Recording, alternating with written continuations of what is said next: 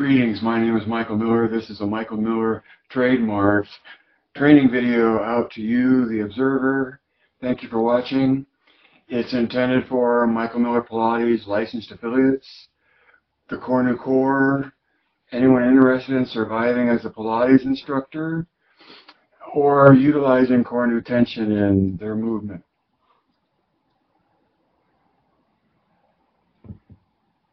I'm starting to feel that I've got a split broadcast going where I try to say what I want to say in YouTube, and then I try to synthesize it and summarize it in Facebook later.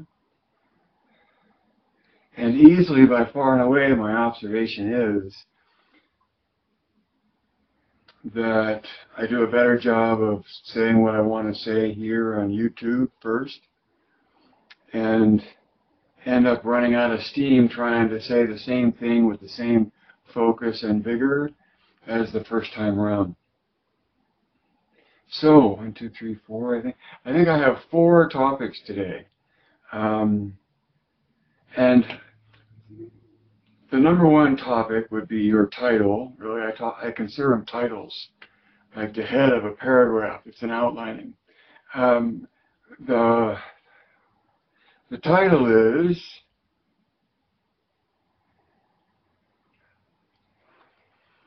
State-of-the-Art Pilates.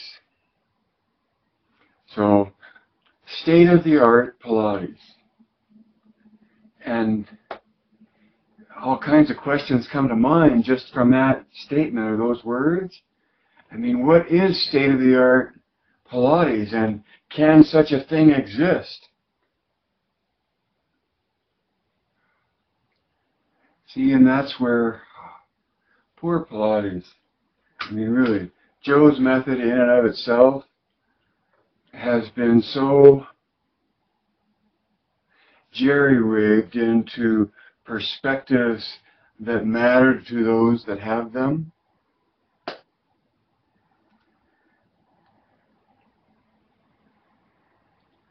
So see,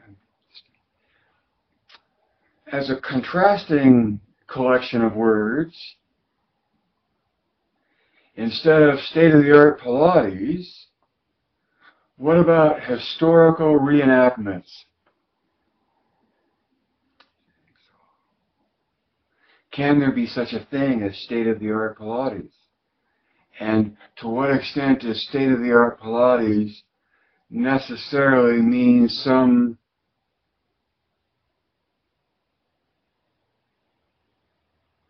point of view applied to it other than the one it establishes for itself? See, that's why I think it's Joe's method. He made it complete in his book, just his book, but all the rest of his original work reinforces what's in the book.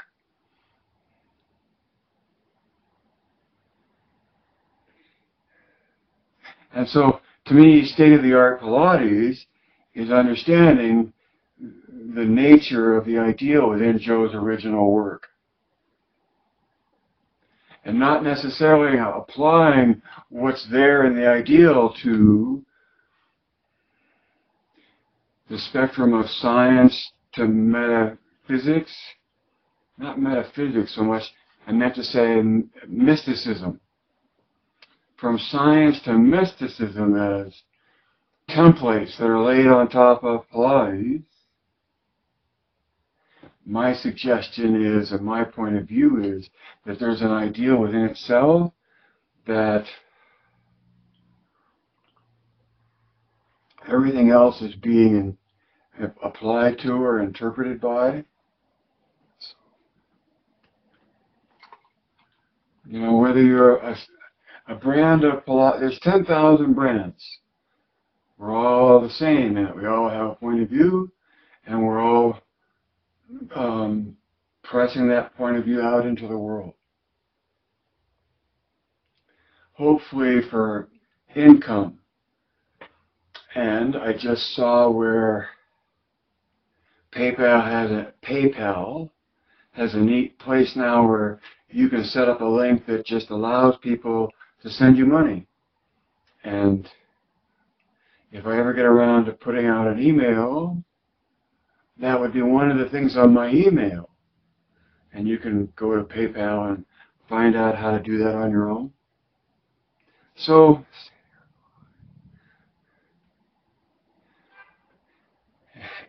if not MMP, then what? I guess it's a question that's also been wanting to come out. And I don't say it, I just said, what other option is there in response to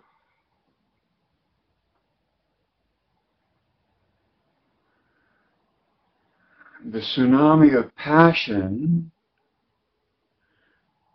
sweeping through the Pilates culture, sweeping into the Pilates culture.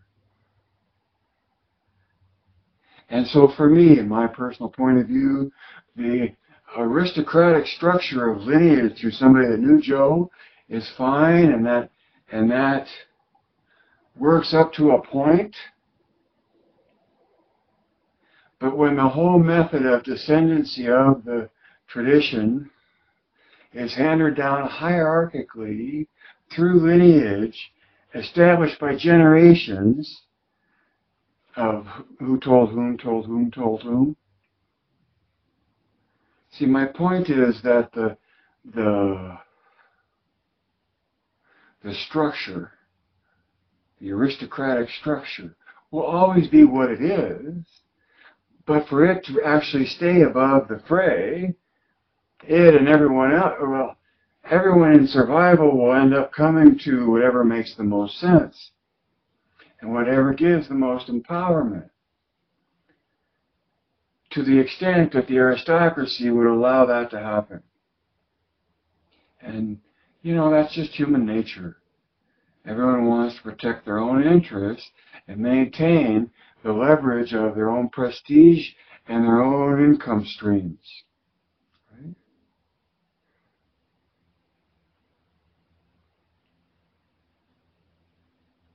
To the Pilates instructor, instructing a student or a group, all of that is static to what matters in terms of surviving as that instructor.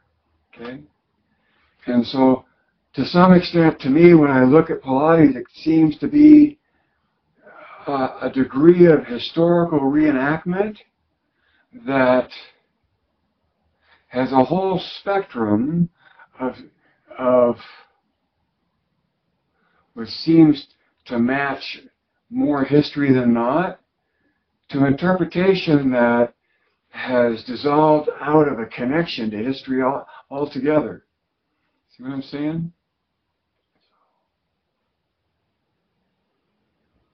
For me, state-of-the-art Pilates is, for one thing, knowing that the core is a grip at the hips.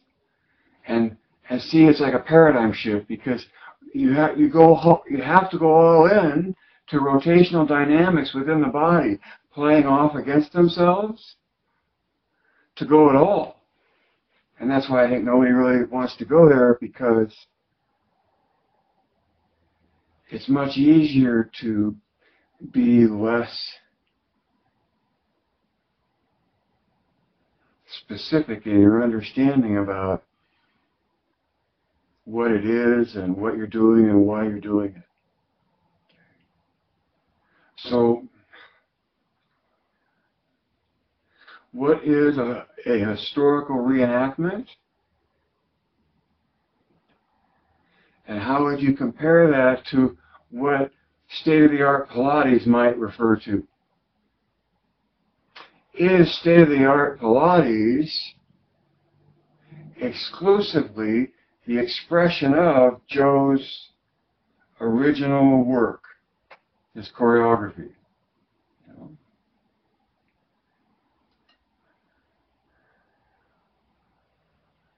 So my number 2 on these notes is Pilates, the real thing.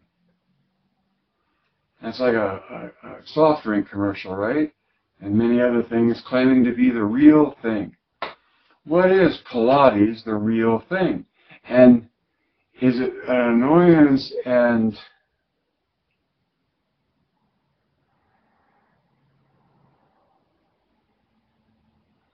and an annoyance to even speculate about that, because it so refines what I'm already doing and considering to be Pilates and presenting as Pilates. See, that's where you have to dance your own dance and walk among your own kings and queens and fools.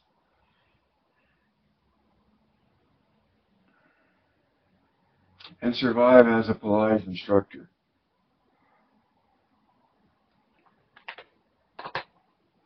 But see, in many ways, it suits the culture, especially economically, to have Pilates not be a real thing. It's just my point of view, and it's just one opinion out of thousands, right? But to understand that and to realize that, or to accept that,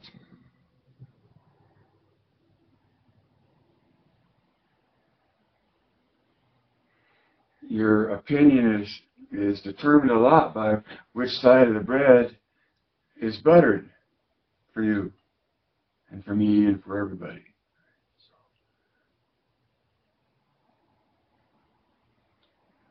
I would say know that outside of the realm of MMP, the point of view of Michael Miller Pilates, that it's all tradition and it's all a matter of historical reenactment and enrichment and creative expansion, but no essence of its own that can be acknowledged because it doesn't exist. So, when talking about Pilates and evaluating and trying to decide what to do next, always the arrow for me, the target, is the name of Joe's method, control, right? That's the sign language symbol for control, having a grip. Amazing how that works, isn't it?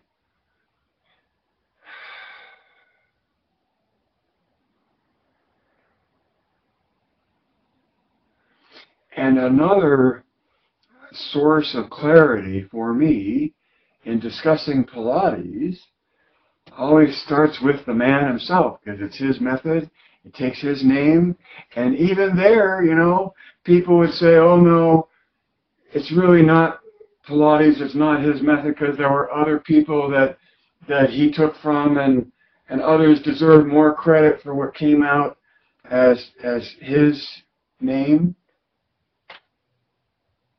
And then there's a whole collection of people that would undermine this human being's acknowledgments as being less than their partners. And that just happens all across the sphere of humanity. The sculptor, Rodin, comes to mind. You know, and painters, and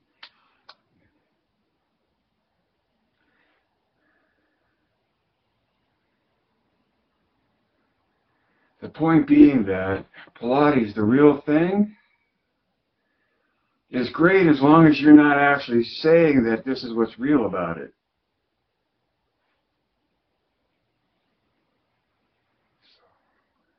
So, I'm talking about ways to evaluate, make decisions about which exercise to do, which one gives you more control than the other, and all kinds of evaluation techniques. And in terms of explanation or clarification techniques about who you are and what you're teaching and what are you actually transferring, well, the who comes to Joe, and Joe comes out as a survivor. Joe comes out as a survivor. I was alive when he was alive, but I never met him. But everybody that I ever met, in talking about Joseph Pilates, everyone without exception, and sometimes with a bit of discernment and gravitas to their expression, would describe Joe as a survivor.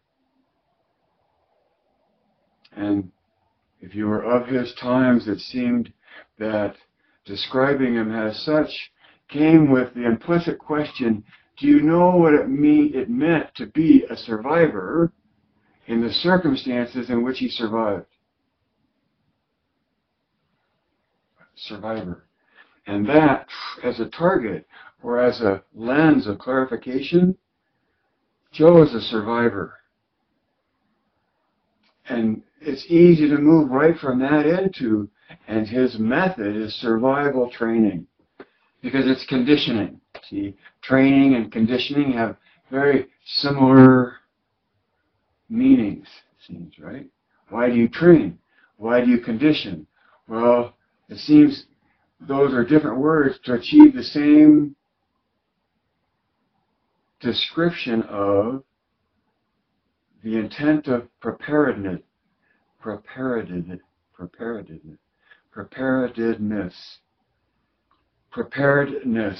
How much are you prepared? And so, if Joe is a survivor and his training is survival training, and as such training is conditioning for what comes up, training, conditioning, then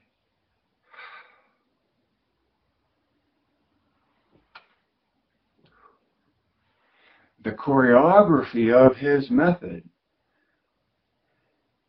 reflects the physics that we find ourselves in.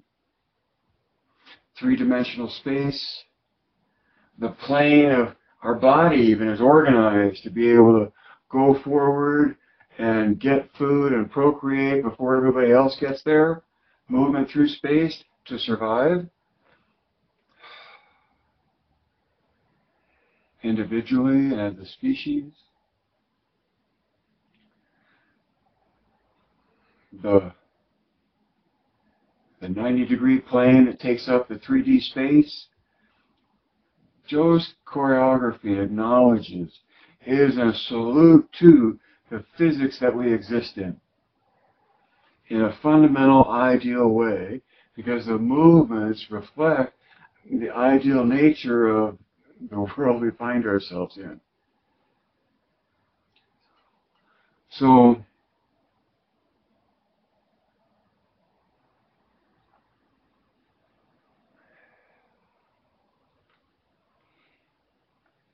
in Joe's definition of contrology is complete coordination of body, mind, and spirit.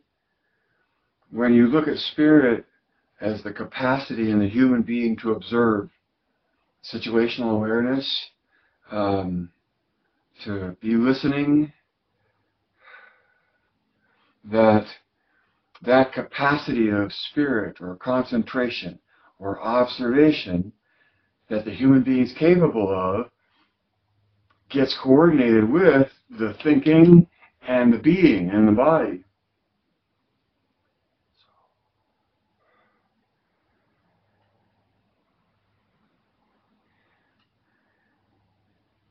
What makes this so appealing to me is that much of the state-of-the-art physics and the way and what physics can tell us about the world that we're living in. I'm in the middle of a great book called Quantum Reality, and it mostly describes a half a dozen views of the way the world works that no one knows for sure. What is fascinating is the role that the observer plays in the view of the reality we're experiencing. To the point that one of those views says reality doesn't exist unless observation takes place. Isn't that bizarre? And so when you look at Joe's words of being completely concentrated on the purpose of the exercise while you're doing it, right? That concentration involves the loop or the interaction of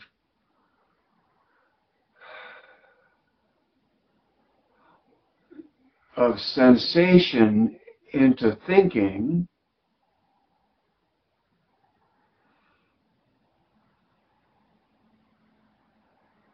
to get the complete coordination of those three capacities.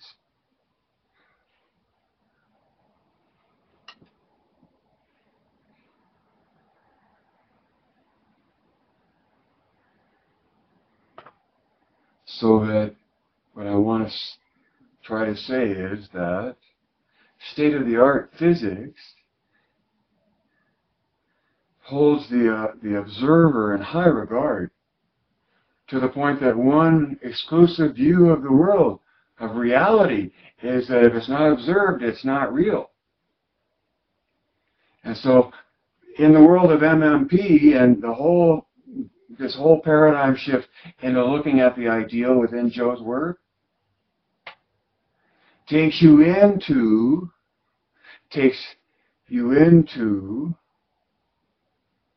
a state-of-the-art connection to the way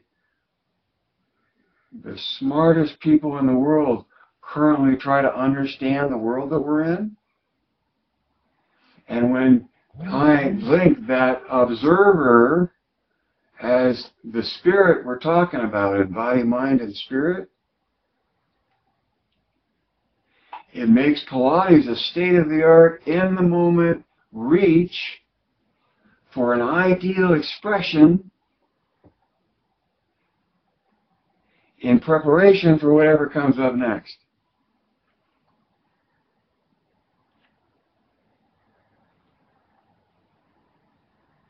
So,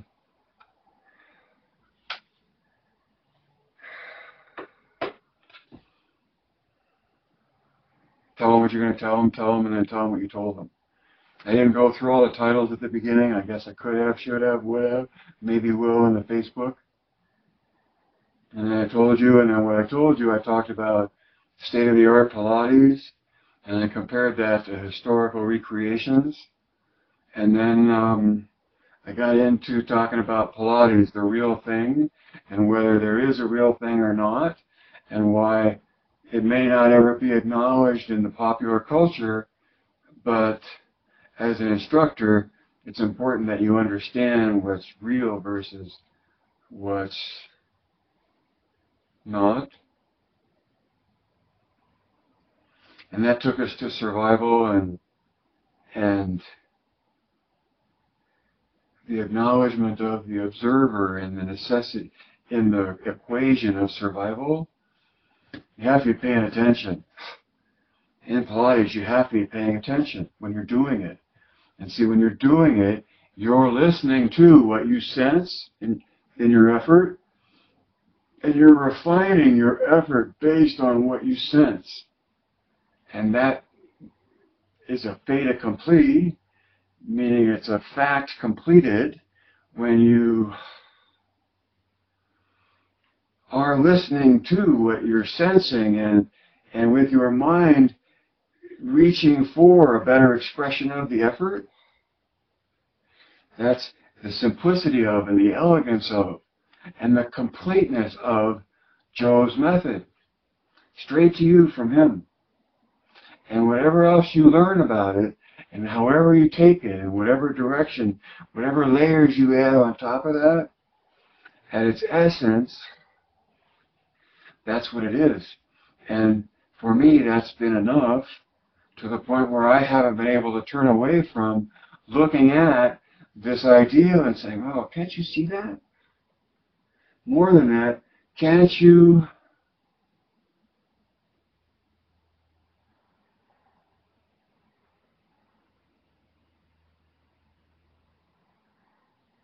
aren't you?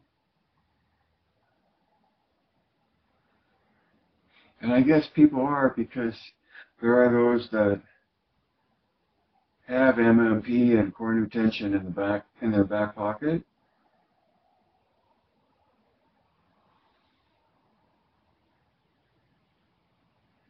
So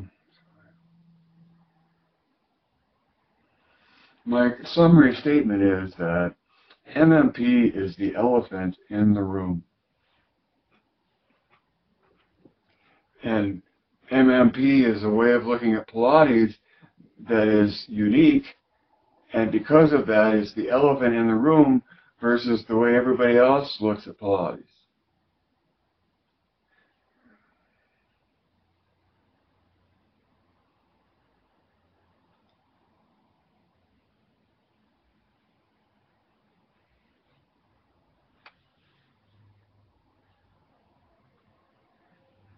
I can only encourage you to take confidence in, what you know about MMP and CT, because one is transcendent, meaning MMP goes beyond tradition to the ideal. And like it or not, that point of view is one of many, and to the extent that it empowers you to survive as a Pilates instructor, that's, to me, is what matters. That was the transcendent part.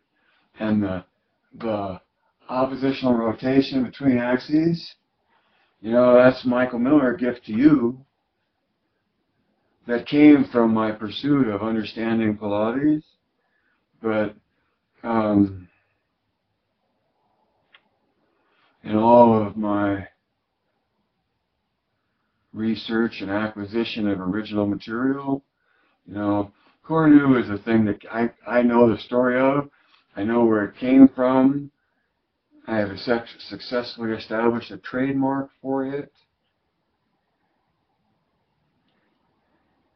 that I profit from, and I hope that many more will see the opportunity in profiting from that as well. Directly, and yet indirectly see, okay, I gotta get off here, but indirectly, some of my best students have come to a weekend workshop, absorbed what I had to say, and immediately became successful Pilates instructors in their own right, and only based on what they had absorbed from, at least that's what they tell me. And I share that with you to brag and to boast, and it's all about my ego. But on the fringes of that is the encouragement for you, in some ways the choice you make about where are you going to get your legitimacy from. And many people absorb MMP and CT and go off and pursue as high of an aristocratic interaction as they can. Others don't care about aristocracy at all. And yet are some of the most gifted instructors you'll ever meet, because they're much more involved in their own dance with the universe than worrying about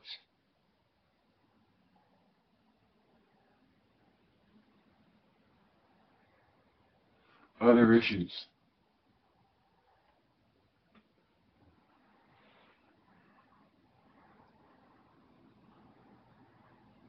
So my last comment was MMP is the elephant in the room, and what's totally unnerving is that, maybe disappointing, is that my trademark Cornu tension, I think, will enter into the popular realm of culture, of human culture, right? And it's from that acknowledgement that this is a great way of looking at how the body, how the biology accomplishes the physics.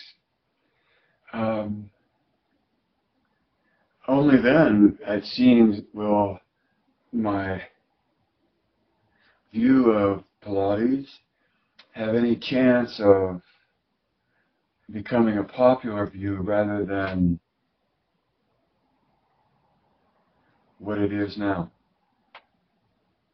Unknown, unpresented, tarnished, demonized, crazy, whatever adjective you want to put in there. So, what I have to say about Pilates, trust me about what I have to say about Cornu tension, and let your own sensation, it's true of both. It's true of both. The validation of my point of view comes from your own sensation of it, your own comprehension of it sensationally. That's why Michael Miller Pilates makes sense. you can understand it intellectually, and you can find it sensationally.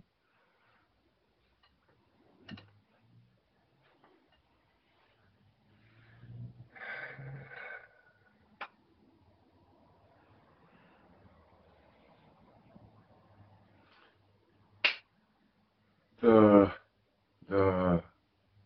convention comes up June 21st every year. Lost Gulch Overlook, just west of Boulder, on baseline, 40th parallel, up in the mountains, a view to the west. And it's on that day that I go to celebrate Joseph Pilates, appreciate the method that he left us, me, and honor myself, recognize my art. And I guess that's honoring myself, but I'm just pointing to core new tension, because my art has two pieces. My artwork only has two pieces. One view out of thousands on Pilates, and a unique view of body mechanics referring to core new tension, which is oppositional rotation between axes.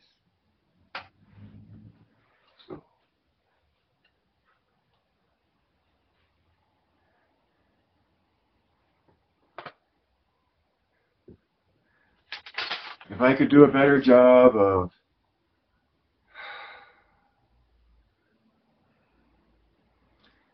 giving you the best expression I can to help you survive as a Pilates instructor, I would.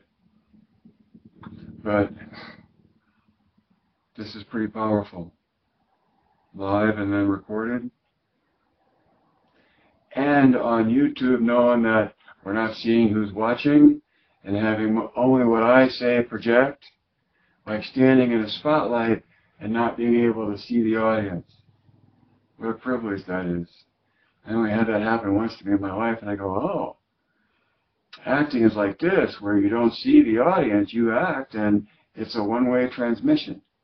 In some occasions, in some situations, don't kill me on exceptions. Because life can't live forever. Read between the lines. When I say that MMP is the elephant in the room, how do you read between that line? Or what line and see behind the curtain? Room? What room? Who's in the room? What's the curtain? Whose curtain?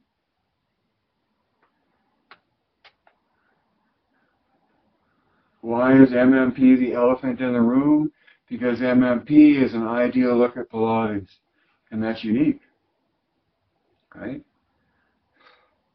And to go with it is a new depth of understanding of the physics, the biology is accomplishing in its movement through space.